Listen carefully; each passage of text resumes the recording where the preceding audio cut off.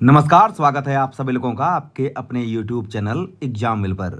साथियों, आज की क्लास में हिंदी साहित्य के अंतर्गत हम लोग संत काव्य धारा का अध्ययन करेंगे और संत काव्य धारा से महत्वपूर्ण प्रश्नों को आज की क्लास में हम लोग सॉल्व करने वाले हैं। ये क्वेश्चन आपके वन लाइनर है, जैसा कि हम वन लाइनर आपको करा रहे हैं और इसके माध्यम से हम बहुत सारे प्रश्नों को कम समय में हल करने का प्रयास भी कर लेते हैं। साथियों, आज हम लोग थोड़ा सा प्रश्न तो ज़्यादा पढ़ेंगे जरूर, लेकिन साथ ही साथ बहुत कम समय में पढ़ेंगे, यानी हम लोग डिस्क्रिप्शन इसका कम ही पढ़ पाएंगे क्योंकि आज वीडियो पढ़ने में काफ़ी लेट हो चुकी है। ठीक है, तो जल्दी से हम कवर कराने का प्रयास करेंगे। जो साथी हमारे चैनल से पहली बार जुड़े हुए हैं वो लोग चैनल को सब्सक्राइब कर लेंगे और साथ ही साथ आप लोग वीडियो को शेयर करते रहेंगे। साथियों, ध्यान रखेंगे, यह शेयर हमारे लिए बहुत ही महत्वपूर्ण है। ये शेयर हमारे लिए आपका जो है एक तरह से कह सकते हैं कि सपोर्ट का काम करता है और इस समय आपका सपोर्ट बहुत अच्छी तरह से चाहिए। तो जितना हो सकता है उतना सपोर्ट करने का प्रयास करेंगे। हम आपके लिए जितना हो सकता है उतना कंटेंट भी देने का प्रयास करते हैं। आपका सपोर्ट बहुत आवश्यक है साथियों, तो आप पूरी तरह से सपोर्ट करते रहिए। हम लोग शुरू करते हैं बिना समय लिए अब आज की क्लास को। एक बेहतरीन क्लास है और बेहतरीन तरीके से हम लोग पढ़ेंगे भी।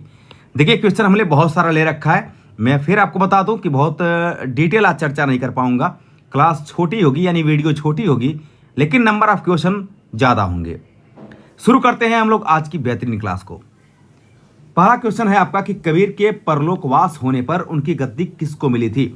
मेरे साथियों, जब कबीरदास जी मर जाते हैं तो उसके बाद उनकी गद्दी उनके शिष्य हैं धर्मदास। ये कौन है? तो भैया ये कबीर के शिष्य हैं। ये कबीर के शिष्य हैं और कबीर की रचनाओं का संकलन, जो कबीर की रचनाएं हैं वो मेरे दोस्तों, उनकी रचनाओं का जो संकलन है, ध्यान रखेंगे, वह बीजक के नाम से, यानी साखी सबत रामायणी को बीजक के नाम से धर्मदास ने ही जो है, आप इसको देख लेंगे, धर्मदास ने ही संकलित किया है। इसी बीजक को कबीर का ही एक शिष्य था भगवान दास भग्गू, वह बीजक को लेकर के भाग गया था। ठीक है, यानी दोनों बातें हमने बता दिया कि धर्मदास जो इनके शिष्य हैं वह कबीर के शिष्य हैं और साथ ही साथ इनकी गद्दी इनके शिष्य धर्मदास को मिली थी। आगे बढ़ेंगे, हम लोग देखेंगे कि संत रज्जब द्वारा दादू दयाल की समग्र रचनाओं का संकलन जाना गया है। मेरे साथियों, जो दादू दयाल जी हैं यह एक संत कवि हैं। पहली बात, ये कैसे कवि हैं? तो संत कवि हैं, जैसा कि हम आपको बता देते हैं। कबीरदास जी पहले संत कवि माने जाते हैं। पहले संत जो कवि हैं वो कबीरदास जी को माना जाता है। कबीर पर विशेष तौर पर ये पूछा हुआ क्वेश्चन है कि कबीर पर किसका प्रभाव परिलक्षित होता है। तो कबीरदास पर सूफी प्रभाव ज़्यादातर देखने को मिलते हैं, लेकिन कबीरदास जी जो है वो कहीं कहीं नाथ पंथियों से संबंधित हैं, क्योंकि नाथ पंथियों से ही कहीं कहीं एक तरह से बाद में आगे चल करके कबीर जो संत कवि के रूप में जन्म लेते हैं। इसके बाद आप देख सकते हैं यहाँ पर कि संत रज्जब की बात करते हैं। मेरे साथियों, मैं आपको बता दूं कि दादू दयाल के कुल मिलाकर के 52 शिष्य हैं। कितने शिष्य हैं? तो 52 शिष्य हैं। इन 52 शिष्यों में 2 शिष्य अत्यंत महत्वपूर्ण हैं, जिनमें एक का नाम है सुंदरदास। किसका नाम है? सुंदरदास। सुंदरदास संत कवियों में सबसे शिक्षित कवि माने जाते हैं।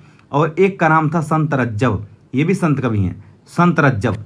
रज्जब ने अंगवधू के नाम से, किस नाम से? अंगवधू के नाम से इन्होंने दादू दयाल की रचनाओं का संकलन किया है, अंगवधू के नाम से। यहाँ से जो प्रश्न आता है वो ये आता है कि अंगवधू की रचना किसने किया है, और अगर ऑप्शन में दादू दयाल और संत रज्जब दोनों देगा तो आप हमेशा दादू दयाल को मारेंगे, यह ध्यान रखना है आपको। ठीक है, सुंदरदास भाव विलास इनकी रचना मानी जाती है, सुंदर विलास इनकी रचना है सुंदरदास की। तो ये आपको ध्यान में रखना है कि सुंदरदास और संत रज्जब यह 2 प्रमुख शिष्य हैं दादू दयाल के। आगे बढ़ेंगे, ये करें कि वह संत जिसका साधना क्षेत्र कभी राजस्थान नहीं रहा है, इनका नाम है मलूकदास। क्या नाम है? तो आप कहेंगे साथियों कि इनका नाम मलूकदास है। जो मलूकदास जी हैं इनके विषय में थोड़ा सा आप जान लेंगे। मलूकदास जी बेसिकली इनका जन्म प्रयागराज में हुआ था, इलाहाबाद प्रयागराज में साथियों इनका जन्म होता है। और मलूकदास भी एक संत कवि हैं। कैसे कवि हैं? तो आप कहेंगे कि संत कवि हैं, क्योंकि इन्होंने भी राम को माना है, लेकिन अयोध्या वाले राम को नहीं माना है। कबीरदास जी कहते, मलूकदास जी कहते हैं कि अजगर करे न चाकरी, पंछी करे न काम, और दास मलूका कह गए सबके दाता राम। आगे अगला पॉइंट, कबीर के काव्य में विद्यमान भावात्मक रहस्यवाद की झलक का कारण है। क्या कारण है? तो जो इनके अंदर भावात्मक रहस्यवाद है उसकी झलक का जो कारण है साथियों, यह है सूफी सत्संग का प्रभाव। जो सूफी सत्संग है इसका प्रभाव कहीं न कहीं यहाँ पर दिखाई दे देता है। और जो सूफी हैं, देखिए हम जब निर्गुण भक्ति की बात करते हैं, या निर्गुण ऐसे कहिए, निर्गुण ये गलत लिखा गया आपका ना, जो निर्गुण धारा है,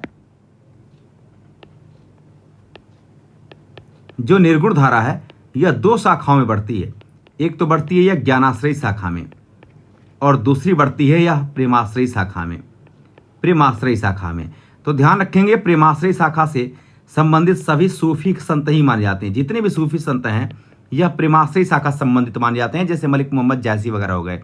लेकिन कबीरदास रैदास हुए, ये लोग ज्ञानाश्रयी शाखा के कवि माने जाते हैं।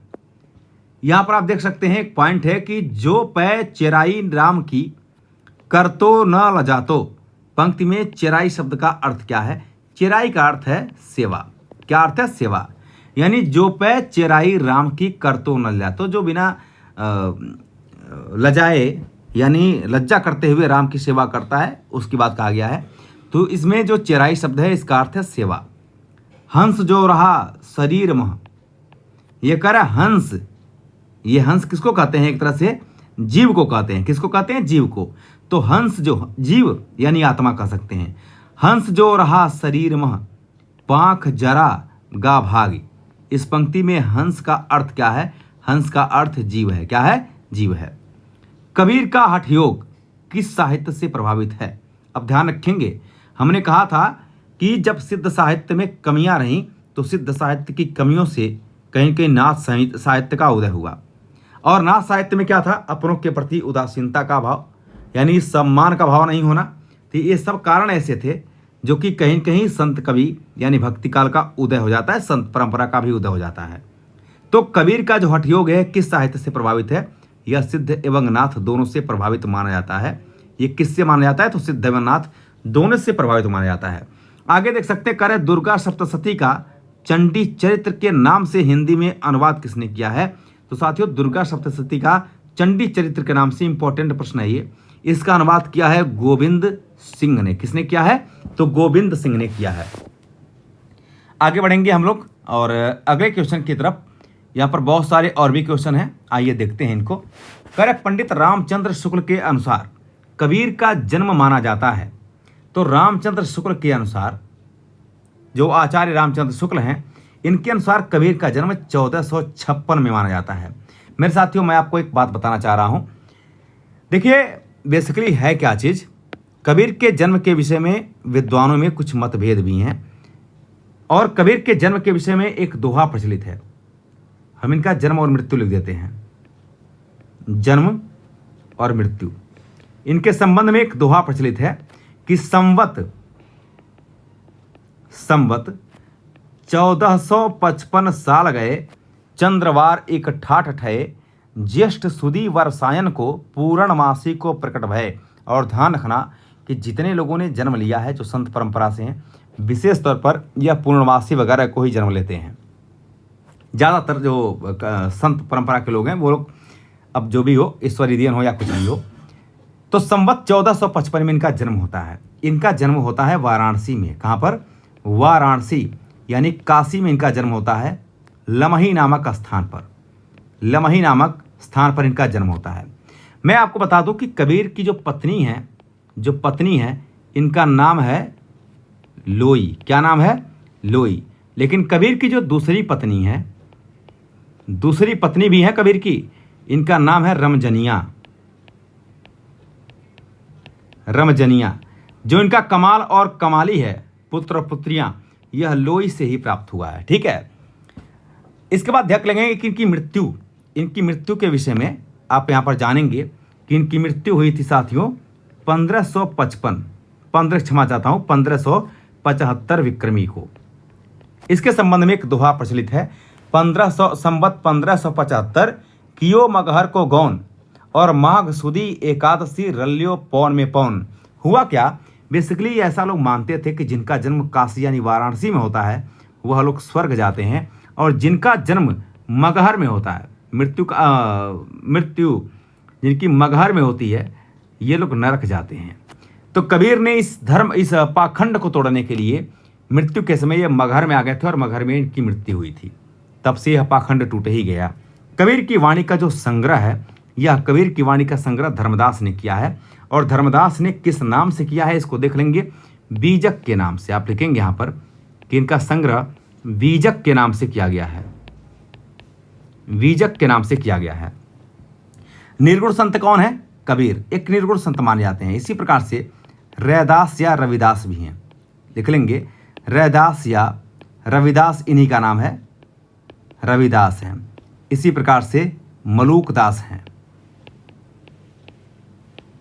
मलूकदास ये भी माने जाते हैं। आगे बढ़ेंगे, कह रहा है कि मोको कहाँ ढूंढे बंदे, मोको कहाँ ढूंढे बंदे, मैं तो तेरे पास में। ये पंक्ति कबीर की ही है और विशेष तौर पर राजस्थानी जो भाई साहब लोग हैं ये गाना भी गाया करते हैं। नामदेव का संबंध किस प्रदेश से है? साथियों, नामदेव महाराष्ट्र से संबंध है और महाराष्ट्र में यह विठोबा के संत कहे जाते हैं। विठोबा में इनका जन्म हुआ था, विठोबा के संत हैं ये। तो भैया एक बात और आपका क्लियर हो गया कि ये कहाँ के संत हैं, विठोबा के संत माने जाते हैं।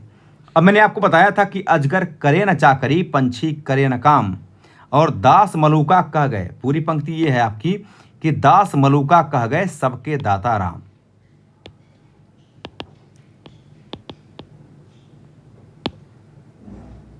ठीक है, लिख लेंगे दास मलूका कह गए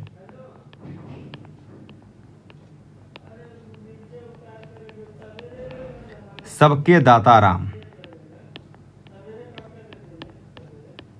सबके दाता राम। ये जो पंक्तियां हैं, ये पंक्तियां किसकी हैं? तो आप कहेंगे मलूकदास की हैं। आंसर आपका मलूकदास। आगे बढ़ेंगे साथियों, अगले हम लोग कुछ बेहतरीन प्रश्नों की तरफ अपना रुख करते हैं। अगला प्रश्न है कि कबीर परिचयी के रचनाकार कौन है? देखिए, कबीर परिचयी इसके जो रचनाकार माने जाते हैं वो है अनंत दास। कौन है? अनंत दास को माना जाता है। आगे बढ़ेंगे, देख सकते हैं कि निरंजनी संप्रदाय के प्रवर्तक कौन है? साथियों, ये इंपॉर्टेंट क्वेश्चन है, मोस्ट इंपॉर्टेंट क्वेश्चन है टीआरई 4.0 के लिए। निरंजनी संप्रदाय के जो प्रवर्तक हैं वह स्वामी हरिदास को माना जाता है। किसको? हरिदास को। यह हरिदास कौन है? तो बेसिकली आप कहेंगे कि ये हरिदास जो आपके अकबर का के नवरत्नों में से एक सम्मिलित थे, जिनका नाम है तानसेन, तो उनके गुरु हैं हरिदास। दोहा चौपाई, दोहा चौपाई में लिखित पदों को कहते हैं, तो दोहा चौपाई में लिखित पदों को रामायणी कहते हैं। साखी और साखी शब्द रामायणी कबीर की वाणी है एक तरह से। देखिए, चौपाई दोहा छंद अलग होता है। तो चौपाई दोहा छंद क्या होता है? बेसिकली 5 चौपाइयों के बाद जब एक दोहा आता है तो इसको चौपाई दोहा छंद कहते हैं। एक होता है कड़वक शैली। क्या होता है? कड़वक शैली। कड़वक शैली में क्या होता है कि 7 चौपाइयों के बाद एक दोहा आ जाएगा, आपको ये देखने को मिल जाएगा। ये करे दशरथ सुत तिहुनों का बखाना और राम नाम का मरम है आना। ये बात, ये पंक्तियां जो हैं, इन पंक्तियों के माध्यम से कबीर क्या कहना चाहते हैं? इन पंक्तियों के माध्यम से कबीर कहना चाहते हैं कि हो सकता है कि दशरथ पुत्र राम कोई और हो सकता है कि दशरथ पुत्र राम रहे हों, लेकिन मेरे राम नाम का मर्म कुछ और ही है, मेरे राम कुछ और ही हैं, कोई और ही हैं। ये कबीर कहते हैं। यानी कबीर के राम कोई और है, फिर तो अयोध्या वाले राम नहीं है। तो भाई, जो राम की बात हम करते हैं, जिस राम के जब की बात करते हैं, इस राम का उल्लेख ऋग्वेद में ही सबसे पहले देखने को मिलता है, इनसे पुराना है आपका। और ध्यान रखेंगे कि कबीर के निर्गुण पंथ का आधार भारतीय वेदांत और सूफियों का प्रेम तत्व है। यह विचार आचार्य रामचंद्र शुक्ल का है। किसका है? तो रामचंद्र शुक्ल का माना जाता है। संत कवि नहीं है। कौन? तो तुलसीदास। अब मैं आपको बताता हूं कि आखिर तुलसीदास, बेसिकली आपके दिमाग में चलेगा कि तुलसीदास तो एक संत थे। देखिए, संत थे वो अलग की बात है, अध्यात्म की भाषा में आप कुछ भी कहिए, लेकिन तुलसीदास को संत कवि नहीं माना जाता है। और तुलसीदास राम भक्ति शाखा के कवि हैं, राम भक्ति शाखा के कवि माने जाते हैं। अब ऐसा क्यों? क्योंकि गोस्वामी तुलसीदास ने अपनी रचनाओं में आप देख पाएंगे कि इन्होंने उस राम का उल्लेख किया है, उस राम का उल्लेख अपनी रचनाओं में हर जगह किया है जो राम अयोध्या पुत्र, मतलब अयोध्या के राजा दशरथ के पुत्र हैं, दशरथ के पुत्र हैं। और निर्गुण भक्ति में कभी किसी की उपासना कभी भी राम का जप किसी साकार रूप में नहीं किया गया है, तो निर्गुण भक्ति से संबंधित जो कवि माने जाते हैं, इसलिए कबीर को माना जाता है। आगे बढ़ेंगे दोस्तों, हम लोग कुछ और बातों का अध्ययन करते हैं क्लास में, और मुझे लगता है कि ये अंतिम स्लाइड भी है और अंतिम हम लोग लगभग 5-6 क्वेश्चन पढ़ेंगे भी, ये इंपॉर्टेंट है। भाषा पर कबीर का जबरदस्त अधिकार था। वे वाणी के डिक्टेटर थे। डिक्टेटर मीन्स होता है तानाशाह, इंग्लिश का शब्द है ये, तानाशाह, ठीक है। तो ये वाणी के डिक्टेटर थे। ये जो कथन है यह किस आलोचक का माना जाता है? ये कथन आचार्य हजारी प्रसाद द्विवेदी का है। इंपॉर्टेंट कथन है, बार बार ये क्वेश्चन आता भी है। अगला क्वेश्चन है कि संत काव्य में शब्द, शब्द का अर्थ होता है शब्द, ध्यान रखेंगे, शब्द का अर्थ एक तरह से शब्द है, ठीक है। तो शब्द से अभिप्राय क्या है? ये शब्द का मतलब होता है कि गेय पदों वाली जो रचना होती है, इसी को हम लोग शब्द कहते हैं। क्या कहते हैं? शब्द कहते हैं। आत्मानुभूति पर बल देता है, और आत्मानुभूति यानी अपनी अनुभूति पर अगर कोई बल देता है तो वह संत काव्य ही बल देता है। कौन? संत काव्य। और बेसिकली आत्मानुभूति की बात करते हैं और देखते हैं कि कबीर का जो हठयोग है वो किससे प्रभावित है। तो हमने देखा भी था कि वह नाथों से प्रभावित माना जाता है, सिद्ध और नाथ से। इसके बाद देख सकते हैं कि धार्मिक रूढ़ियों और परंपराओं के अंधानुकरण का विरोध कौन करता है? तो जितनी भी धार्मिक रूढ़ियां हैं, परंपराएं हैं, उसका विरोध संत काव्य करता है। विशेष तौर पर संत काव्य में जो संत हैं इनका नाम है कबीरदास। क्या नाम है? कबीरदास। कबीरदास के विषय में जान लीजिएगा कि इन्होंने सभी रूढ़ियों परंपराओं का विरोध किया है। रूढ़ियां और परंपराएं, इन्होंने रूढ़ियों और परंपराओं का घोर विरोध किया है। और यहीं तक नहीं, बल्कि कबीर के समय में, इसके शासनकाल में, कबीरदास के समय में समकालीन जो है यह सिकंदर लोदी था। कौन? सिकंदर लोदी। ये सिकंदर, ठीक है, सिकंदर लोदी, लोदी वंश का शासक है और इसने कबीर को परेशान करने का प्रयास भी किया था। लेकिन कहते हैं कि भाई संत को आप कितना परेशान कर पाएंगे, तो सिकंदर लोदी ने कबीर को परेशान करने का प्रयास भी किया था। यानी सिकंदर लोदी कबीरदास के समकालीन है। इसी प्रकार से जब हम अकबर की बात करते हैं तो ध्यान रखेंगे जो अकबर है यह रहीमदास के समकालीन माना जाता है, चूंकि रहीमदास इसके दरबार में रहते ही थे अकबर के। साथ ही साथ गोस्वामी तुलसीदास के समकालीन है, सूरदास के समकालीन है, मीराबाई के समकालीन है। ये सारी बात जान लीजिएगा। आगे बढ़ेंगे, आप देख सकते हैं कि दादू दयाल का जन्म हुआ था। तो भाई दादू दयाल का जन्म कहाँ हुआ था? अहमदाबाद में हुआ था। ध्यान रखेंगे, दादू दयाल का जन्म अहमदाबाद में हुआ था। लेकिन इन्हीं दादू दयाल को हम लोग राजस्थान का कबीर कहते हैं। मृत्यु इनकी राजस्थान में हुई है, ठीक है, नराने की गुफा में। तो राजस्थान का कबीर कहते हैं इसको। दादू दयाल जी को राजस्थान का कबीर कहते हैं। राजस्थान, अगली बात, राजस्थान के प्रथम संत कवि हैं। राजस्थान के प्रथम संत माने जाते हैं दादू दयाल जी।